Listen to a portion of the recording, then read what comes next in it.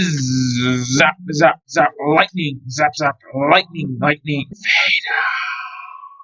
Hello everybody, it's me, the LEGO Dude, and in today's video I'll be talking about my predictions for the 2024 LEGO Star Wars sets. Since we already have leaks for most of the sets in the first half of 2024, we'll be in a bunch of details about them as well. Instead of a traditional predictions video where I predict what the sets themselves will be, I'll be predicting all the things and details about these sets that we don't know yet. First up, we have the 75372 Clone vs. Droid Battle Pack, which we know costs $30, has 215 pieces, and a minifigure selection of 3 B1 Battle Droids, 3 Super Battle Droids, and 4 clones of an unknown legion. My predictions for the unknown details are that the Super Battle Droids will be the same old mold from the last ones we got a few years ago, which I see as a disappointment, that the clones will be White Armored Phase 2 clones, which has been heavily rumored but not confirmed, and that the build, which was originally rumored to be an ARC 170 but is now uncertain, will be a droid troop carrier similar to the one from the 2007 Droid Battle Pack. With how few pieces there would be for the proposed ARC 170, it would be in a weird scale, bigger than a microfighter and smaller than a medium scale version, so I think instead that a bigger and updated version of the 2007 droid carrier makes a lot more sense. Next up, we have the 4+75384